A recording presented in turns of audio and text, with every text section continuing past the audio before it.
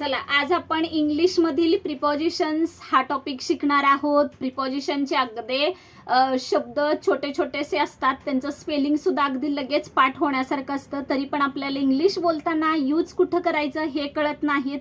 तर ह्या प्रिपोजिशन्स आज आपण शिकणार आहोत. कोणकोणती प्रिपोजिशन्स आहेत ते बघा. पहिला येतो फ्रॉम.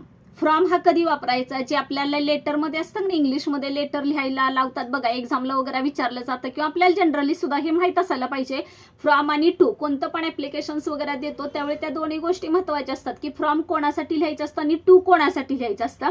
तर फ्रॉमचा व्यवस्थित उपयोग बघा. फ्रॉमचं स्पेलिंग पण अगदी छोटंसं आहे, FROM. फ्रॉम. फ्रॉम कधी वापरायचं? हून, म्हणजे चाहून वगैरे असं असेल ना तरी पण आपण फ्रॉम, हून, क्वामा मधील, क्वामा परत त्याच्यासाठी पासून. फ्रॉम आता लेटरमध्ये लिहिताना फ्रॉम आणि टू, ज्यांच्याकडून लिहिणार आहात त्यांना आपण फ्रॉम, आणि टू म्हणजे कोणाला लिहिणार आहात त्यांच्यासाठी आपण टू वापरू शकतो. तसा हा फ्रॉम आहे. फ्रॉम लक्षात आलेत कुठं वापरायचा? हून, मधील, पासून अशाशी संलग्न जे शब्द येतील ना त्याच्या अगोदर आपल्याला काय यूज करायचा आहे? फ्रॉम हा शब्द यूज करायचा आहे. आलेत लक्षात? फ्रॉम हे प्रिपोजिशन्स वापरायचं आहे. नेक्स्ट आहे बघा टिल. TILL. टिलचा यूज पर्यंत हा त्याचा अर्थ होतो. आतापर्यंत, गेल्या वर्षीपर्यंत असे वर्ड शब्द येतात ना आपण बोलताना, तर त्यावेळेस पर्यंत हा शब्द आला म्हटलं का त्याच्यासाठी काय यूज करायचा? टिल हा, TILL. त्याच्यानंतर नेक्स्ट आहे डाऊन. DOWN. हा कधी वापरायचा? वरून खाली असेल तर त्याला कोणता वापरायचा? DOWN. कधी यूज करणार? वरून खाली अशाशी संलग्न काय आला असेल तर डाऊन हे प्रिपोजिशन्स यूज करायचं. इनसाइड. आतल्या बाजूला असेल तर इनसाइड, आतल्या बाजूला. INSIDE. इनसाइड. इनसाइड मीन्स आतल्या बाजूला. नेक्स्ट आहे अमंग. AMONG. अमंग म्हणजे अनेकामध्ये असेल तर एखादी टीम वगैरे असते ना तर ते अनेकामध्ये असतं, तर त्यांच्यासाठी वापरला जाणारा अनेकांमध्ये साठी कोणता वापरायचा? AMONG हा प्रिपोजिशन्स यूज करायचा. Next without. WITHOUT. विदाउट, च्याशिवाय. मी तुझ्याशिवाय राहू शकत नाही. च्याशिवाय त्याच्यासाठी कोणता यूज करायचा? विदाउट. WITHOUT. हॉल तिकीट शिवाय तुम्ही एक्झामला बसू शकणार नाही तर त्यावेळी कोणता येणार? विदाउट हॉल तिकीट हा शब्द यूज करू शकता. पुस्तक, पेन शिवाय शाळेत तुम्ही जाऊ शकणार नाही, म्हणजे ह्याचा अर्थ काय? Without pen, pencil, otherwise books हे तुम्हाला घेऊन जायला लागणार असा त्याचा अर्थ होईल, म्हणजे विदाउट च्या शिवाय. नेक्स्ट आहे बिसाइड. च्या बाजूला. आलेत लक्षात? आपण बेंचवर बसताना म्हणतो बघा तुझ्या बाजूला, माझ्या बाजूला. फॉर एक्झाम्पल समजा आपण असं वापरू शकतो ना, सार्थकच्या बाजूला, स्वराच्या बाजूला, म्हणजेच काय त्यांच्यासाठी वापरायचा? बिसाइड. इनटू. INTO. हा कुठं वापरणार? च्या मध्ये. INTO. इनटू, च्या मध्ये वापरायचा, च्या मध्ये. नेक्स्ट आहे ॲट. ॲट हा शब्दांचा एक बऱ्याच वेळा प्रॉब्लेम होतो की ॲट हे यूज कुठं करायचं असतं, तर त्याच्यासाठी ॲटचं मिनिंग होतं च्याकडे. ॲट स्टेशन वगैरे असं आपण वापरू शकतो, ॲट च्याकडे. नेक्स्ट आहे अप. अपला वर कळू शकतंय सगळ्यांना, काही प्रॉब्लेम नाही. UP अप, वर. नेक्स्ट आहे टू. ठिकाणासाठी कुणाकडे? आता लेटरमध्ये आपण फ्रॉम आणि टू वापरतो, तर टू कशासाठी वापरतो? ज्यांना पत्र लिहायचं आहे त्यांच्यासाठी टू, आणि ज्यांच्याकडून लिहिणार आहात त्यांच्यासाठी कोणतं असतं? फ्रॉम. असं तुम्हाला विथ एक्झाम्पल ह्या सगळ्या प्रिपोजिशनची मिनिंग कळणं गरजेचं आहे. अबाव. च्या वर, म्हणजे टेबलच्या वर असं म्हणू शकतो. टेबलच्या वर, चेअरच्या वर, बेंचच्या वर, बोर्डच्या वर, डस्टरच्या वर असे शब्द, किंवा पुस्तकावर असं येणार ना, तेव्हा अबाव हा तिथं प्रिपोजिशन्स यूज केला जातो. नेक्स्ट आहे बिलो. च्या खाली, चेअरच्या खाली, टेबलच्या खाली, डस्टरच्या खाली असं म्हणू शकतो, किंवा एखादी गोष्ट आपण पुस्तकाच्या खाली हाईड केली असेल तर च्या खाली. नेक्स्ट आहे ड्युरिंग. DURING. ड्युरिंग हा कधी वर्ड यूज करायचा? चालू असताना. समजा आता व्हिडिओ चालू असताना, क्लास चालू असताना, प्रेयर चालू असताना, अशा वेळेस ड्रायव्हिंग चालू असताना किंवा ड्रायव्हिंग करत असताना तर ड्युरिंग हा शब्द यूज केला जातो. आलेत लक्षात? During in the class, during in driving अशा आपण म्हणू शकतो ना, तर त्याच्यातले ड्युरिंग हा चालू असतानासाठी वापरायचा. ड्युरिंगचं स्पेलिंग आहे DURING. त्यावेळी ह्यांचे मिनिंग्स लिहून घ्या, आणि फॉर एक्झाम्पल तुम्ही प्रत्येकाची 5-5 जरी तयार केलीत ना तरी वेल्स होऊन जाईल ते. अराउंड. AROUND. अराउंड मीन्स च्या भोवती. अराउंड. AROUND. अराउंड मीन्स च्या भोवती. इन. IN. इन मीन्स आत. आत क्लासमध्ये मे आय कम इन सर असं म्हणू शकतो किंवा मे आय कम इन मॅडम असं आपल्याला म्हणता येऊ शकतं. म्हणून इन हा कशासाठी वापरायचा? आत. अगेन्स्ट AGAINST अगेन्स्ट च्या विरुद्धसाठी. अगेन्स्ट म्हणजे च्या विरुद्ध, तुझ्या माझ्या विरुद्ध असं, किंवा दोन प्लेयर असतील तर एकमेकांच्या अपोजिट असं न म्हणता आपण तिथं च्या विरुद्ध अगेन्स्ट असा पण शब्द यूज करू शकतो. ऑफ. ऑफचे बरेचसेच मिनिंग आहेत. चा, ची, चे इत्यादीसाठी आपण काय वापरू शकतो? ऑफ हा. आणि चा, ची, चे ही विभक्ती सुद्धा आहे, तुम्हाला माहिती आहे. चा, ची, चे ह्यांच्यासाठी कोणता यूज करायचा? ऑफ. OF हा वापरायचा. OFF नाही. OFFचं मिनिंग वेगळं असतं आणि OF आता चा, ची, चे साठी जो सांगितला ना तो त्याचं स्पेलिंग आहे OF हा यूज करायचा. अंडर किंवा त्याला बिनीथ तर ते च्या खाली. आलेत लक्षात? अंडर किंवा बिनीथ हा शब्द कशासाठी? हे प्रिपोजिशनचं मिनिंग काय होतं? च्या खाली. ऑफ. OFF ऑफचे आता जिथं जसा यूज कराल त्याप्रमाणे हा वर्ड ऍक्च्युली राहतो. OFF ऑफचा च्या पासून दूर. ऑफ च्या पासून दूर.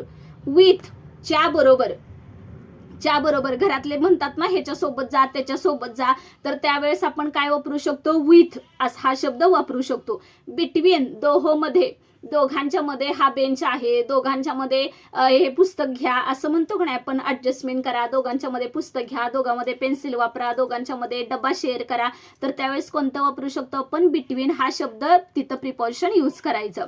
बियॉन्ड च्या पलीकडे, जेवढं इथं अवेलेबल आहे त्याच्या पलीकडं. बियॉन्ड BEYOND बियॉन्ड म्हणजे च्या पलीकडे. मी प्रत्येक वेळेस स्पेलिंग सुद्धा सांगते. बिटवीनचं स्पेलिंग राहिलं लिहायचं BETWEEN बिटवीन. BET पाठ करताना बघा लगेच लक्षात राहणार नाहीये, तो 7 अक्षरी शब्द आहे. पहिला असं फोड करून करायचे पाठांतर करताना. BETWEEN between. आणि बाराखडीप्रमाणे ते लेटर्स ऍक्सेप्ट करत जायचं म्हणजे लक्षात राहतात. जर तुम्ही आहे असं प्रोनाऊन्सिएशन जसं असतं त्या पद्धतीने करायचं. जेवढं इंग्लिश तुमच्या कानावरनं जाईल, जेवढं लिहाल वाचाल तेवढं तुम्हाला ह्याच्यातले बरेचसे शब्द आहेत की जे म्हणजे उच्चारावरून तयार करता येत नाही, तर ते सुद्धा तयार करता येतील तुम्हाला. पण जास्तीत जास्त इंग्लिश तुमच्या कानावरून पडायला पाहिजे. त्यानंतर विदिन WITHIN विदिन च्या आत. विदिन च्या आत, 7च्या आत घरात, त्यावेळेस विदिन हा शब्द यूज केला तरी चालू शकतोय. WITHIN विदिन मीन्स च्या आत. आउट बाहेर. आता हा वर्ड तुम्हाला कळायला काही अवघड नाहीये. OUT आउट मीन्स बाहेर. आणि सिन्स च्या पासून म्हणजे नाही का असं 1900 म्हणू शकतो आपण. 1998 पासून, 1999 पासून, 2000 पासून, 2025 पासून असे जेव्हा आपण सेंटेन्स वापरतो तेव्हा तिथं काय लिहायला पाहिजे? सिन्स. सिन्स हा प्रिपोजिशन्स उपयोगाला येतो. आलेत लक्षात? व्यवस्थित एकदा स्पेलिंग वगैरे लिहून घ्या म्हणजे मग हे लक्षात राहतील. प्रत्येकाचे स्पेलिंग आणि अर्थ मी सांगितलेले आहेत. आता मी जेवढे सांगितलेले आहेत त्या प्रिपोजिशन्स वरून प्रत्येकावरून किमान 5-5 तरी सेंटेन्स तुम्ही तयार करायचा प्रयत्न करा. आणि जे येत नाही ते कमेंट्स मध्ये मला सांगा. मी तुम्हाला 5-5 वाक्य प्रत्येकाचे सेंटेन्स तयार करून देते. त्याच्याप्रमाणे तुम्ही मुलांनी सगळ्यांनी तसे तयार करून बघायचे. म्हणजे हे अगदी फिक्स प्रिपोजिशन्स हा टॉपिकच क्लिअर होऊन जातो. किमान तुम्ही ट्राय करा. जेव्हा जमत नाहीये तेव्हा मी सांगते ना तुम्हाला, कमेंट्समध्ये मला तसं सांगा. नसेल तर क्लासमध्ये जे जवळचे लोक आहेत त्याने क्लासमध्ये येऊन जरी विचारलं तरी मला चालेल की हे प्रिपोजिशन्स वगैरे कुठं वापरायचे, किंवा बाकीचे पण मी व्हिडिओज टाकलेले आहेत त्याच्यात जरी काही शंका असेल तरी तुम्ही विचारली तरी चालेल. आता तुम्ही जे प्रिपोजिशन्स मी सांगितलेले आहेत त्याच्यावरून 5-5 सेंटेन्स तयार करा.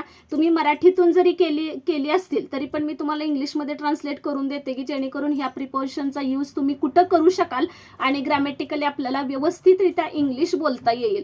खूप इंग्लिश अवघड नाहीये. फक्त कसं असतं, आपण मराठी कसं जन्मापासून बोलतोय तसं इंग्लिशचं काय झालं, आपण लिहायला शिकलो आणि नंतर बोलायचा प्रयत्न करतोय, त्याच्यामुळे ते आपल्याला अवघड वाटायला लागतं. आता आपण काय करायचं, हे सारखे शब्द कानावर, लहान बाळासारखं जेवढे शब्द तुमच्या कानावरनं पडतील, तुम्ही जेवढं इंग्लिश ऐकाल ना तेवढं तुम्हाला ते उपयोगात राहील. त्यामुळे हे सारखे सारखे वर्ड्स वगैरे ऐकायचे. आता परत एकदा सांगते बघा. बाय कोणते कोणते बघितले बघा. बाय BY, फ्रॉम FROM, परत टिल TILL, OUT, परत डाऊन DOWN, परत इनसाइड INSIDE, इनसाइड. त्यानंतर without WITHOUT, without. Among AMONG among, beside BESIDE beside, into INTO into, for FOR, at 80, towards च्या दिशेनं हा सांगायचा राहून गेला होता. सांगते TOWARDS टुवर्ड्स म्हणजे च्या दिशेने, अप UP वर, टू TO च्याकडे किंवा ला ठिकाण, above ABOVE above, below BELOW below, outside OUTSIDE outside, during DURING during, around AROUND around. Next आहे IN in, against AGAINST against, of OF on वर, under UNDER under, with WITH with, between BETWEEN between, about ABOUT about, behind BEHIND behind म्हणजे च्या मागे किंवा च्या पाठीमागे वगैरे असं आपण वापरू शकतो. Behind BEHIND behind, out OUT out means बाहेर, आणि सिन्स SINCE सिन्स म्हणजे च्यापासून. हे वर्ष वगैरे ह्यांच्यासाठी सिन्स हा शब्द लागू होतो. आलेत लक्षात. आता प्रत्येकाची तुम्ही किमान 5-5 सेंटेन्स तयार करा. जेवढी जमतील तेवढी बघा. जे जमत नाहीये ते कमेंट्स करून सांगा. नेक्स्ट ह्याच्यामध्ये मी सांगेन तुम्हाला कशी करायची असतात किंवा काय. अगदी 10वी पर्यंत जेवढा इंग्लिश ग्रामर आहे त्याच्यामध्ये सगळीकडे हा प्रिपोजिशन्स हा टॉपिक लागतोच. ठीक आहे.